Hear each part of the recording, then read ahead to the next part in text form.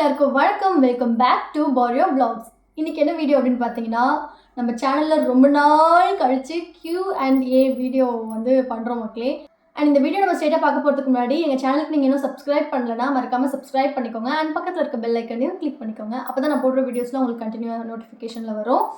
And நம்ம இப்போ வந்து டெய்லி வீடியோஸ் வேறு போட ஸ்டார்ட் பண்ணிட்டோம்ல, அதனால் உங்களுக்கு என்னோட டெய்லி அப்டேட் வந்து உங்களுக்கு வரணும்னா நீங்கள் நோட்டிஃபிகேஷன் பட்டன் ஆன் பண்ணியிருந்தால் தான் உங்களுக்கு டெய்லி வீடியோஸ் வந்து அப்டேட் வரும். இந்த ஹேர் ஸ்டைல் நல்லா இருக்கான்ட்டுன்னு சொல்லுங்கள் மக்களே. நான் இது மாதிரி ஸ்ட்ரெயிட் விடலாம் எடுக்கவே மாட்டேன், சைடு தான் எடுப்பேன். ஸ்கூல் டைமில் எடுத்திருக்கேன். இது நல்லா இருக்கான்ட்டுன்னு சொல்லுங்கள். ஸோ நீங்கள் எப்போ யூடியூப் வீடியோ போடுறத ஸ்டாப் பண்ணுவீங்க? அருமையான கேள்வி. ஃபஸ்ட்டு கேள்வியே கொஷின்ஸ்லாம் நான் எடுத்து வச்சு அப்படின்லாம் நான் படிக்கவே இல்லை. இப்போது நான் என்னோடய அம்மா ஃபோனில் போயிட்டு நான் போஸ்ட் போட்டிருந்தேன் Q&Aக்கு, அந்த போஸ்ட்டு கீழே நான் லாஸ்ட் வரைக்கும் போய்ட்டு லாஸ்ட்லேருந்து நான் அப்படியே லைனாக மேலே வரேன். நீங்கள் எப்போ யூடியூப் வீடியோ போடுறத ஸ்டாப் பண்ணுவீங்க? நான் ஸ்டாப் பண்ண மாட்டேன். நான் சாகிற வரைக்குமே நான் போட்டுன்னு தான் இருப்பேன். ஸோ நான் வந்து ஸ்டாப் பண்ண மாட்டேன். உங்களுக்கு ஒரு வேளை பார்க்க பிடிக்கல அப்படின்னா நீங்கள் ஸ்கிப் பண்ணிட்டு போகலாம். எல்லாருக்குமே அந்த ஆப்ஷன் இருக்குல்ல. உங்களுக்கு பிடிச்ச சேனல் நீங்கள் பார்த்துக்கலாம், அது மாதிரி தான் இருக்குல்ல. ஸோ நீங்கள் உங்களுக்கு பிடிக்கலன்னா நீங்கள் ஸ்கிப் பண்ணிட்டு போயிடலாம். பட் நான் வந்து எப்பயுமே போட்டுகிட்டே தான் இருப்பேன். இந்த சேனலில் வீடியோ வந்துகிட்டே தான் இருக்கும். இந்த சேனல்லேருந்து நான் இன்கமே ஏர்ன் பண்ணலனாலும் கூட இந்த சேனல்லேருந்து வீடியோ வந்துகிட்டே தான் இருக்கும். ஸோ லவ் பண்ணும்போது எப்போ மேரேஜ் ஆகும்னு யோசிப்போம். After marriage how is your life? After 2 babies how is your life going? ஆமாம், லவ் பண்ணும்போது அந்த ஒரு இன்ட்ரெஸ்ட், எப்போ மேரேஜ் ஆகும், நம்மளுக்கு பிடிச்சவங்களோட எப்போ நம்மளோட லைஃப்பை லீட் பண்ண போகிறோம் அப்படின்ற ஒரு இது இருக்கும், விஷ் இருக்கும். ஸோ அதே மாதிரி எனக்கும் இருந்துச்சு. ஆஃப்டர் மேரேஜ் நல்லா தான் போயிட்டுருக்கு. பட் எப்படி சொல்கிறது, அதான் ஒரு லைஃப்னா அப்படி நல்லாவே போயிட்டுருக்கணும் இல்லை. இப்போ வந்து கொஞ்சம் நான் பிரஸ்ட் ஃபீடிங் பண்ணிகிட்ருக்கேன். நான் கொஞ்சம் அந்த போஸ்ட்மார்ட்டம் டிப்ரெஷன் ஸ்டேஜில் இப்போ இருக்கேன்ல. ஸோ அதனால் இப்போ எனக்கு கொஞ்சம் சின்ன சின்ன விஷயங்கள் ஹர்ட் ஆகுது, சண்டைகள் வருது, அதெல்லாம் வந்து இருக்குதான். நான் வந்து ஹாப்பிலி ஃபார் எவர், ஹாப்பியாக இருக்கோம் நாங்கள் அப்படின்ற மாதிரியே நான் சேனலில் காமிச்சிட்ருக்கணுன்றது எனக்கு இல்லை. நான் ஹாப்பியாக இருக்கிறதையும் நான் சேனலில் காமிச்சிருக்கேன், அண்ட் எனக்கு கஷ்டமாக இருக்கிறதையும் நான் காமிச்சிருக்கேன். ஸோ அது மாதிரி தான் என்னோடய லைஃப்பும் வந்து இருக்குது. ஹாப்பியாகவும் இருக்குது, சண்டைகள் பிரச்சனைகள் அதெல்லாமும் இருக்குது. அது வந்து எல்லார் லைஃப்லேயும் இருக்கும், எல்லா மேரேஜ் லைஃப்லேயும் இருக்கும். ஸோ அதே மாதிரி தான் எனக்கும் இருக்குது. கேர்ள் பேபி இல்லை எப்போவாச்சும் ஃபீல் பண்ணியிருக்கீங்களா? எஸ், ஃபீல் பண்ணியிருக்கேன். ஆக்சுவலாக நான் எனக்கு கேர்ள் பாப்பாஸ்னால் ரொம்ப பிடிக்கும். நான் வந்து ஃபஸ்ட்டு சேவன் பிறக்கும்போது எனக்கு கேர்ள் பிறக்கணுன்ட்டு ரொம்பவே ஆசைப்பட்டேன். அப்போ வந்து மிஸ் ஆகிடுச்சு. சரி, ஓகே, செகண்ட் பாப்பாவும் கேர்ளாக இருக்கணும் அப்படின்ற ஒரு ஆசை இருந்துச்சு. பட்டு நம்மளுக்கு வந்து பாய் வந்துருச்சு. ஸோ அதுக்கு என்ன பண்ண முடியும்? நம்ம எந்த குழந்தையா இருந்தாலும் நம்ம அக்செப்ட் பண்ணிக்கணும் அப்படின்றது தான். சிப்ளிங்ஸ் இப்போ 2 பேருமே ஒரே ஜெண்டரில் இருந்தாங்கன்னா அவங்க ஃபார் எவர் ஃப்ரெண்ட்ஸாக, இப்போ சின்ன வயசுலேருந்தே ஃப்ரெண்ட்ஸாகவே இருப்பாங்க. இப்போ நான் என் தம்பிலாம் வந்து பார்த்தீங்கன்னா ஃப்ரெண்ட்ஸ் தான், பட் க்ளோஸ் தான். இருந்தாலுமே அந்த சேம் ஜெண்டரில் இருக்க க்ளோஸ்னஸ் வந்து வராதுல்ல. இப்போ கேர்ள் என் கூட ஒரு தங்கச்சி இருந்திருந்தானா என்னோட துணியிலேருந்து, என்னோட மேக்கப் ப்ராடக்ட்ஸ்லேருந்து, இல்லை நான் எங்கன்னா வெளியே போனால் அவளையும் கூப்பிட்டு போவேன். அது மாதிரி ஒரு சேம் ஜெண்டரில் இந்த பாசிட்டிவ்லாம் இருக்குது. ஸோ அதை நினச்சி ஓகே, அவங்க வந்து ஒரு ஜாலியாக லைஃப் ஃபுல்லாக சின்ன வயசுலேருந்தே ஒரு பெஸ்ட் ஃப்ரெண்ட்ஸ் வந்து கிடச்சிட்டாங்க சேவனுக்கு அப்படின்ற ஒரு இதுவும் இருந்துச்சு. சுற்றி இருக்கவங்க தான் வந்து நம்மளை கொஞ்சம் ட்ரிகர் பண்ணுறது, டென்ஷன் பண்ணுற மாதிரி வந்து சொல்கிறது, ஒரு பொண்ணு பாக்கியும் உனக்கு இல்லையேம்மா அப்படின்வாங்க. கடைசி காலத்தில் உன்னை பார்த்துக்க யாரும் இல்லையேம்மா அப்படின்வாங்க. டிசைடே பண்ணிட்டாங்க, ஒரு குழந்தைன்னா பையன் ஆம்பளை பசங்கன்னா பார்த்துக்கவே மாட்டாங்க அப்படின்ற. சின்ன வயசுலேயே அந்த குழந்தைக்கு என்ன தெரியும், பிறந்தோடனே வந்து இதுதான் அதுதான்ட்டு டிசைட் பண்ணி சொல்கிறது, அதெல்லாம் வந்து கொஞ்சம் ஹர்ட்டாக தான் இருந்துச்சு. அக்கா, நீங்கள் லியோன் பெருசாக ஆன அப்புறம் ஒர்க் போவீங்களா? என்ன படிச்சிருக்கீங்க? இப்போதைக்கு எனக்கு தெரியல. ஒர்க் போகணும் அப்படின்ற ஒரு ஐடியா இருக்குது. அமௌண்ட் மணிக்காக அப்படின்றத விட என்னோட மென்டல் ஹெல்த்துக்காக எனக்கு ரொம்ப தனிமையாக நான் ஃபீல் பண்ணுறேன் வீட்டில் தனியாக இருக்கிறது. சரி, ஒரு வெளியில் போனால் ஒரு 4 பேர் ஒர்க் பிளேஸ்ன்னு போனால் ஒரு 4 பேரை பார்க்கலாம், ஒரு 4-5 ஃபேஸஸை வந்து பார்க்கலாம். ரொம்ப தனியாக இருக்க மாதிரி ஃபீலாக இருக்காது ஒர்க் போயிட்டு வர்றது அப்படின்ற மாதிரி நான் யோசித்து நான் வந்து ஒர்க் போகலாம் அப்படின்ற ஐடியாவில் இருக்கேன்.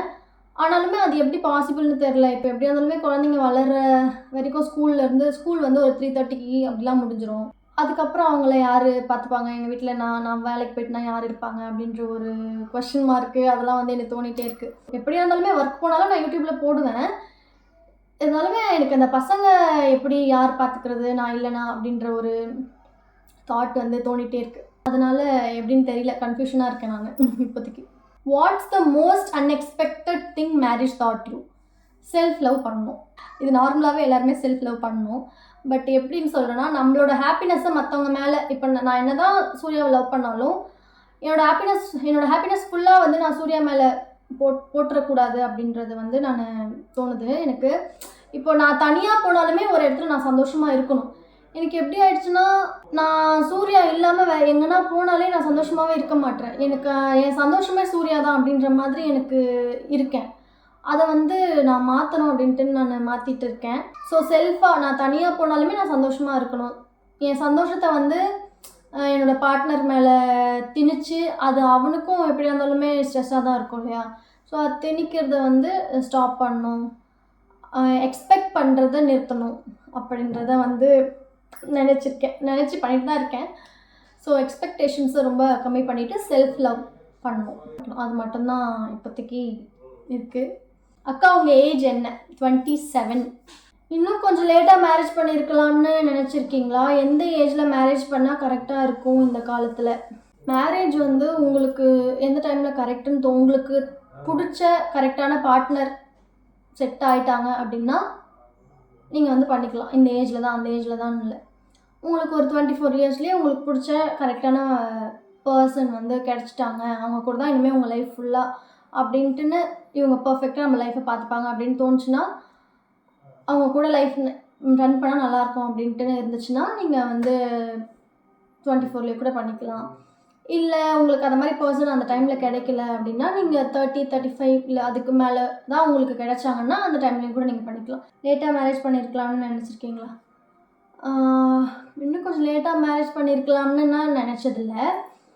பேபிஸ் வந்து இன்னும் ஒரு 1 இயர் வந்து மேரேஜ் முடிஞ்சா அடுத்து ஒரு 6 months ஆச்சு கொஞ்சம் தள்ளி போட்டு பிளான் பண்ணியிருந்துருக்கலாமோ அப்படின்ட்டு நினச்சிருந்துருக்கேன்.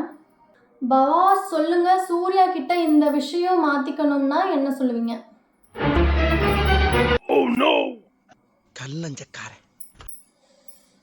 கொஞ்சம் விளையாட்டுத்தனமாக இருக்காங்க, அது கொஞ்சம் மாற்றிக்கிட்டால் நல்லாயிருக்கும் அப்படின்ட்டு எனக்கு தோணுது. உங்களுக்கும் சூர்யா ப்ரோக்கும் ஃபைட் வந்தால் யார் ஃபஸ்ட்டு சமாதானம் செய்வா? நான் தான்.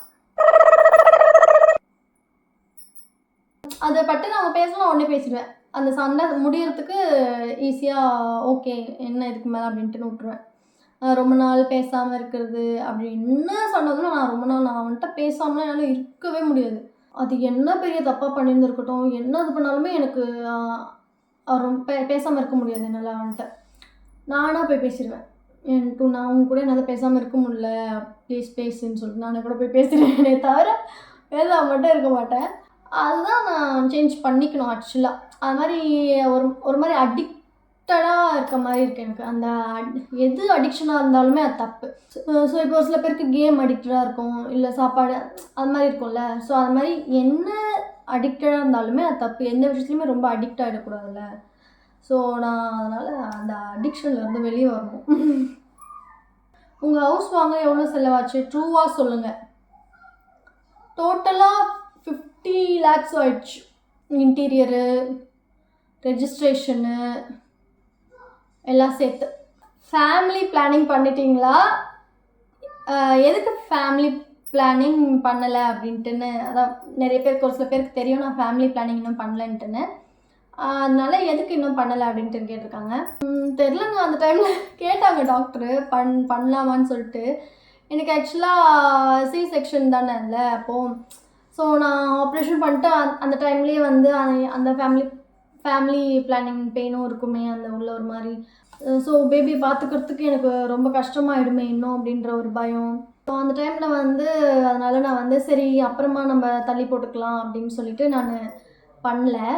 சரி பண்ணாமையே விட்டுருவோம் அப்படின்ற ஒரு ஐடியாவும் இருக்குது. நிறைய பேர் வந்து கேர்ள் பேபி பிளான் பண்ணுறதுக்காக இருக்கீங்களா, அதனால வந்து நீங்கள் இன்னும் ஃபேமிலி பிளானிங் பண்ணலையான்லாம் கேட்குறீங்க. அப்படிலாம் இல்லை. ஃபேமிலி பிளானிங் பண்ணால் கொஞ்சம் உடம்பு ஏறிடும் அப்படின்ற மாதிரிலாம் நான் கேள்விப்பட்டேனா, அதனால் வந்து வேணாம் அப்படின்னு சொல்லிட்டேன். ஆல்ரெடி மைண்டில் வந்து பண்ண வேணாம் நம்ம ஃபேமிலி பிளானிங் அப்படின்ட்டு வச்சுருந்தேன். ஃபேமிலி பிளானிங் பண்ணாமே வந்து இருந்துருவோம் அப்படின்ற ஒரு மைண்ட் செட்டுக்கு வந்துட்டேன். அதனால் நான் பண்ணல. என்னைக்காச்சும் அம்மா அப்பா சொன்ன பையனை கல்யாணம் பண்ணியிருக்கலாமேன்னு தோணியிருக்கா? தோணும், சரி நம்ம அரேஞ்ச் மேரேஜாக பண்ணியிருந்துக்கலாமோ அப்படின்ட்டுன்னு ஆக்சுவலாக தோணிருக்கு. அப்புறம் நான் நினச்சிப்பேன், நல்லா தெரிஞ்சு பழகினவங்களோட யாருன்னே தெரியாது, அவங்க நம்ம கூட செட் ஆவாங்களா, இல்லை எப்படி கேரக்டர் எப்படி இருந்துருந்துச்சுன்னா, இப்போ நான் வந்து என்னை வந்து சூர்யா எந்த ரெஸ்ட்ரிக்ஷனும் பண்ண மாட்டாங்க. நானாக தான் எல்லாமே அவனுக்காக எதுனா இதை நம்ம சேஞ்ச் பண்ணிக்கலாம், அதை சேஞ்ச் பண்ணிக்கலாம் அப்படின்னு சொல்லிட்டு நானாக தான் சேஞ்ச் பண்ணிப்பேனே தவிர, சூர்யா வந்து நீ இது மாதிரி இருக்காத, அது மாதிரி இருக்காத அப்படின்ட்டு என்னை கண்ட்ரோல் பண்ணதில்லை. இந்த ட்ரெஸ் போடாத, இல்லை இங்கே போகாத, அங்கே போகாத அப்படின்ற மாதிரி எதுவுமே என்னை கண்ட்ரோல் பண்ணதில்லை. ஸோ நான் வந்து நானாக தான் இருக்கேன் இங்கே. அதனால நான் வந்து அரேஞ்ச் மேரேஜ் அப்படின்லாம் போயிருந்தா எனக்கு அப்போ எப்படி பசங்க இருந்திருப்பாங்களோ, என்ன நானாக இருக்க விட்டுருக்க மாட்டாங்களோ அப்படின்ற இதெல்லாம் தோணும். அதனால் நம்ம கரெக்டாக தான் நம்ம சூர்யாவை லவ் பண்ணதே கரெக்டு தான், நம்ம லைஃப் நல்லா தான் போயிட்டுருக்கு அப்படின்ட்டுன்னு நினச்சிப்பேன். பிஃபோர் மேரேஜ் பிடிச்சிருக்கா இல்லை ஆஃப்டர் மேரேஜ் லைஃப் பிடிச்சிருக்கா? பிடிச்சிருந்தா என்ன ரீசன் சொல்லுங்கள்.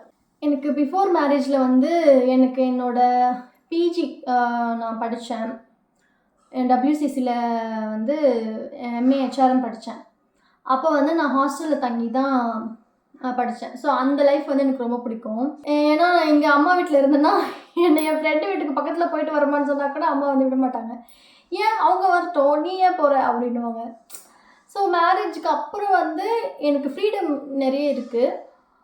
ஆனால் அது பண்ண முடியல. நான் இப்போ என் ஃப்ரெண்டு வீட்டுக்கு போகணும் இல்லை ஃப்ரெண்ட்ஸை பார்க்கணும் அப்படின்னாலுமே இப்போ என்னை யாரும் வந்து நீ போகாத, இது பண்ணாத அப்படின்னு சொல்ல மாட்டாங்க. ஆனால் இன்னும் என்னால் பண்ண முடியல. ஏன்னா பேபி வந்துருச்சு, அதை டேக் கேர் பண்ணிக்கிட்டு ஒரு ரொம்ப பிஸியாகவே போய்ட்டுருக்கு லைஃபு.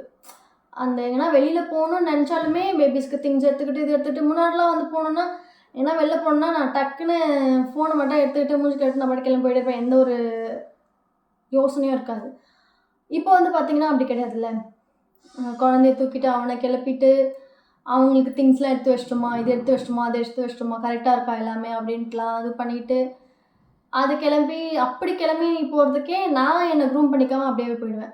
ஸோ அது மாதிரிலாம் ஒரு சின்ன சின்ன ஸ்ட்ரகிள்ஸ் அப்படிலாம் இருக்குது. ஏன் மேரேஜ் பண்ணோன்னு ஃபீல் பண்ணியிருக்கீங்களா? பேரண்ட்ஸ் ஹவுஸ் மிஸ் பண்ணுறீங்களா? ஆப்வியஸாக வந்து பேரண்ட்ஸ் வீடு வந்து மிஸ் பண்ணுவேன். பட் அங்கே போனாலுமே வந்து ஒரு வாரம் மேலே இருக்கணுன்ட்டு இருக்காது. அதுக்கு திரும்ப என்னோடய வீட்டுக்கே போகணும் அப்படின்ட்டு என்கிட்டே இருக்கும். எனக்கு வந்து என் வீடு வந்து ரொம்ப கம்ஃபர்ட் ஆகிடுச்சு. சூர்யா வந்து ரொம்ப கம்ஃபர்ட் ஆகிட்டாங்க. அவங்க என் வீட்டில் அவங்களோட நான் இருந்தால் தான் சந்தோஷம் அப்படின்ற மாதிரி எனக்கு சந்தோஷமாகவே நான் இருக்கேன். அப்படி இருந்தால் தான் எனக்கு சந்தோஷமாக இருக்குது. இல்லைனா அது ரொம்ப ஒரு மாதிரி டிப்ரெஷனில் போயிடுறேன். அம்மா வீட்டில் வந்து நல்லா இருப்பேன், ஜாலியாக இருப்பேன். இருந்தாலுமே அது ஒரு 1 வீக் மேலே இருக்காது. அதனால தான் நான் என்ன பண்ணிட்டேன், இந்த டைம் வந்த உடனேமே நான் வந்து எப்படியோ சேயோனுக்கு வந்து ஸ்கூல் லீவ் விட்டாங்க. அதனால் இங்கே வந்தேன். இங்கே வந்து நான் எப்படியும் 1 மந்த்லாம் தங்க மாட்டேன், நார்மலாக இருந்தேன்னா. அதனால என்ன பண்ணணுன்ட்டுன்னு டிரைவிங் கிளாஸ் போய் சேர்ந்துட்டேன். இப்போ டிரைவிங் கிளாஸ் போய் சேர்ந்துட்டா நான் டிரைவிங் கற்றுக்கிட்ட மாதிரியும் ஆச்சு. 1 மந்த் நான் கண்டினியூவாக டிரைவிங் கிளாஸ் போய் தான் ஆகணும். ஏன்னா காசு கட்டிட்டேன், போய் தான் ஆகணுன்ட்டுனாச்சும் இங்கே இருப்பேன் அப்படின்றதுனால தான் மெயினாக நான் போய் டிரைவிங் கிளாஸ் உடனே சேர்ந்துட்டேன். அண்ட் நிறைய பேர் வந்து மேரேஜ் பற்றி தான் வந்து கேட்டிருக்கீங்க.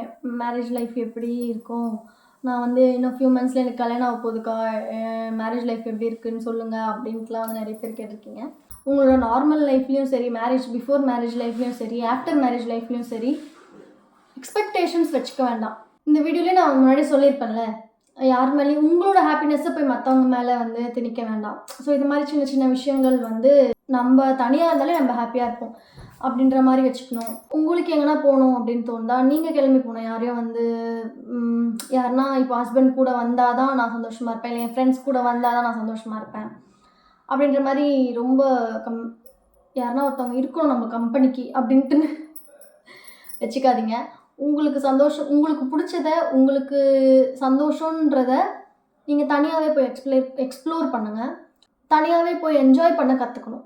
அதான் நான் வந்து ரியலைஸ் பண்ணியிருக்கேன். ஆக்சுவலாக நான் பிஃபோர் மேரேஜ் நான் தனியாக ஹோட்டலில் போய் சாப்பிடுவேன், தனியாக நான் போவேன். எனக்கு எங்கன்னா என்ஜாய் பண்ணாலும் தனியாக போவேன். அதெல்லாம் தனியாக நான் பஸ் ஏறி போவேன்.